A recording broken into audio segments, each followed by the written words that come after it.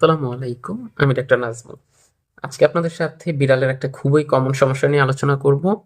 সেটা হচ্ছে কি, আপনারা অনেকেই দেখবেন যে আপনাদের বিড়ালের কনস্টিপেশনের সমস্যাটা তৈরি হয়েছে এবং আপনারা হয়তোবা অনেকেই বুঝিয়ে উঠতে পারেন না যে কনস্টিপেশনের সমস্যাটা হইছে যে।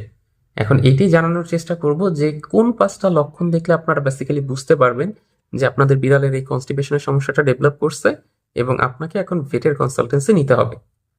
একদম প্রথমেই হচ্ছে আপনি দেখবেন কি যে ও যখন লিটার বক্সে গেছে, সাধারণত অনেক বিড়ালই আছে যারা হচ্ছে লিটার বক্সে পটি করে। তো এই পটি করার সময় নর্মালি ওর যে পরিমাণ সময় লাগার কথা, সেই পরিমাণ সময় না লেগে তার চেয়েও আরো বেশি সময় লাগতেছে এবং ও যে বারবার পটিটা করার চেষ্টা করতেছে কিন্তু পটি বের হচ্ছে না। আপনি লিটার বক্স গিয়ে ফাঁকাই পাচ্ছেন, কিন্তু আপনি দেখতেছেন যে ও লং টাইম হচ্ছে ওখানে গিয়ে থাকতেছে। আমরা আমাদের মেডিকেলের ভাষায় এটাকে বলি স্ট্রেনিং। এই স্ট্রেনিং যখন হয় মানে বারবার কোথ দেওয়ার চেষ্টা করে, কিন্তু আসলে ঠিকভাবে পটিটা বের হয় না।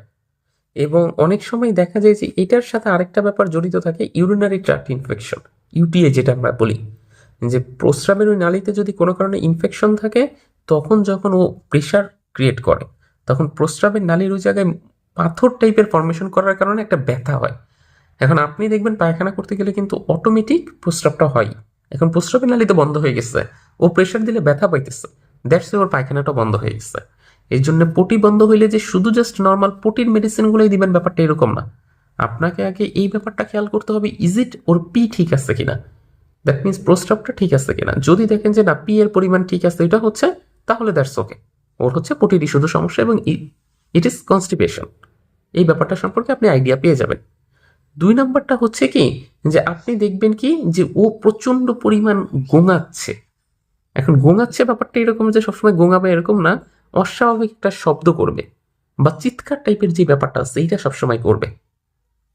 পটি যখন কয়েকদিন যাবৎ হয় না, তখন কিন্তু পেটে প্রচন্ড পরিমাণে ব্যথা হয় এবং এই পেটে ওই ব্যথার যন্ত্রণা থেকে ও প্রচন্ড পরিমাণ শব্দ করে এবং যত দিন যায় তত হচ্ছে ব্যথার পরিমাণও বাড়ে, ছটফট করতে থাকে, হাত পাইয়া করে। এবং আপনি যখন ওর শরীরে হাত দিচ্ছেন, ও হাত দিতে দিবে না। নর্মালি এই সমস্যাটা আপনি ফেস করবেন। ৩ নম্বরে হচ্ছে কি, দেখতে পারবেন মাঝে মধ্যেই দেখা যায় যে একদিন বা অনেকেই এসে বলে যে স্যার আজকে ২ দিন পটি হচ্ছে না, কিন্তু দেখা যাচ্ছে যে ২ দিন পরে খুব সামান্য ছোট্ট একটা খুব শক্ত, অনেকে তো বলে স্যার ইটের মতো শক্ত, এইটা আইসা মলদ্বারের ওইখানে আটকে আছে, এখন এটা কি বের করে দিব? তখনই আপনি যখন একটু জাস্ট বের করার চেষ্টা করবেন, দেখবেন এটা প্রচন্ড পরিমাণ শক্ত। এবং এই ধরনের সমস্যা যখন দেখছেন যে খুবই অল্প পরিমাণে ছোট এবং শক্ত একটা পটি বের হইছে, তখনই আপনি বুঝে নিতে পারেন যে ও তার মানে কনস্টিপেশনের সমস্যা ডেভেলপ করছে। এইটা জাস্ট একদম পটির মাথার অংশটা, কিন্তু ভেতরে আরো অনেকটা অংশ এরকম হয়ে আসছে। এই ব্যাপারটা সম্পর্কে আপনি একটা কমন আইডিয়া নিতে পারেন।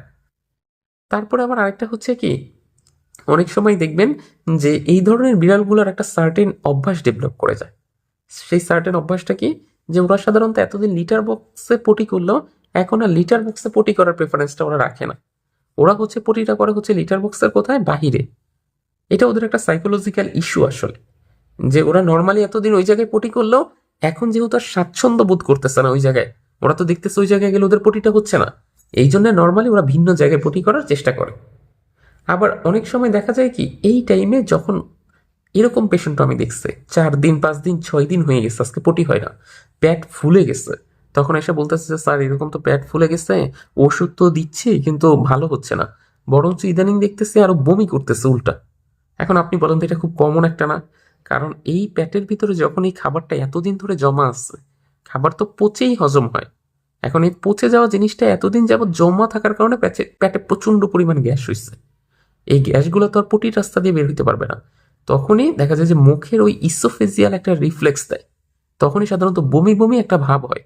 মোস্ট অফ দেম ক্ষেত্রে আমাকে এসে যখন বলে যে স্যার বমি হচ্ছে না কিন্তু বমি বমি ভাব করতেছে, এটা খুবই কমন। এবং এই ক্ষেত্রে আপনি হচ্ছে নর্মাল ওই বমির মেডিসিন দিয়ে ওইটা ভালো করতে পারবেন না, কারণ এই বমিটা তো কিসের জন্য হচ্ছে সেই কারণটাকে সরাইতে হবে। বমিটা তো হচ্ছে ওই পটিটা না হইতে পারার জন্য। এজন্য আপনাকে প্রথমে ওই পটিটা হওয়ানোর এই ব্যবস্থাটা নিতে হবে।